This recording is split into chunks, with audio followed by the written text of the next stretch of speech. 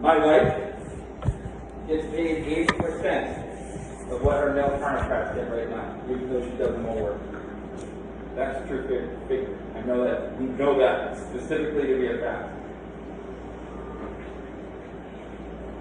Okay? Because there's a system. Right? And there's a system that hopefully is changing, but like it's still a system. Okay? So we have this idea of systematic racism. The Civil Rights Act, guys, got rid of this. These are two good terms for them. Got rid of du jour. Okay, there's something called du jour. I always remember J-U-R as like a jury. This got rid of lawful. This means like it's no longer lawful to separate, okay, segregate. Okay, it's no longer lawful to create up differences, okay, or based on people's race, and all those other categories we went through. However, there's a second category called the factor. Okay, and this is more fact or reality. Okay, that's what that is. That's more fact or reality. So, when you think about it, do we know that it's equal? And this is what we're talking about, right? Like, Preston, you said it's gotten better. And it has since the 50s. But has it gotten all the way good? No. Right? No. Schools. Economics. Right? How much people make.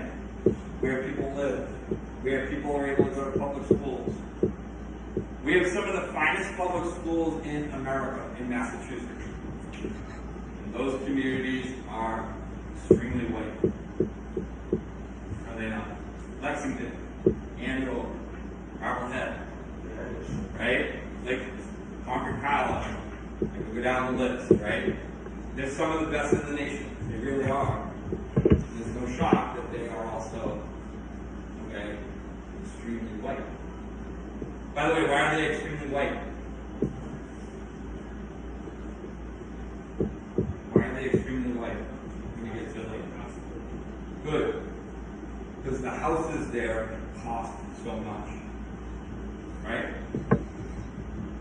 So when we said there's no more segregation, true, legally.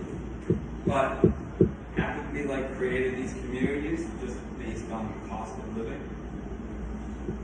Right? Haven't we created these communities based on like, well, that house costs $2 million. There's only a certain amount of people in America that can afford that house. Right? And, oh, by the way, how do public schools get their money to operate? Yeah. Okay, sorry. Government taxes. How do you get the most taxes? Yeah, ready? Have the most expensive houses, pay the most taxes. So ready? When we're talking about systems, systemic, systematic, okay? There's this system. Yes? Sure. We all know about like police brutality, right? We all know like that's been like at the forefront of the ignition, okay? For all of our protests. Okay? So the unequal, okay, treatment by police officers towards people of color. How about the judicial system? How about our incarceration? Right? Jails. Right? Why are most people in jail? What one issue?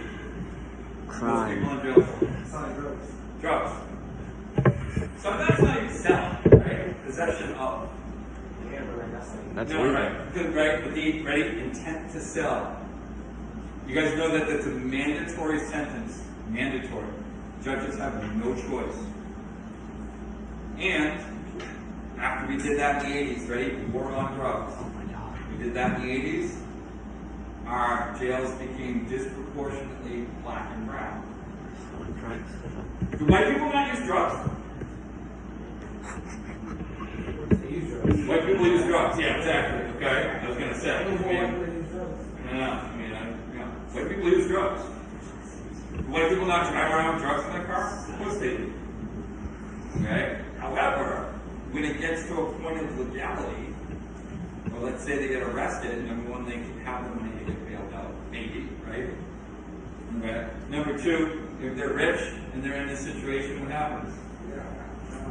Huh? Well, they get out fast early, and what do? Lawyer up. They get some of the best lawyers, right? In America, to all of a sudden find a way to not have them reach that, face that, and divorce them. Alright? So there is still this system, even though it's unlawful. And even though I think every generation, people are getting more and more comfortable with one another. Carlos, we've known each other for a long time. Okay? I'm an old white guy, right? Okay? Alright? You're, we'll just say it this way, right? Brown. Okay? And I don't think of you as brown, hopefully you don't think of me as white. You're John Carlos, right? And I'm just Lowe. It just, once you get the opportunity to know people, I think tags start to fade away. You know, that's one of the privileges of being able to teach or work in school, is that you get a chance to know people. You know? So if I hear a stereotype, I go, that's crazy. I've had thousands of kids that don't fit that stereotype at all. Because I've had the opportunity to get to know people. However, there are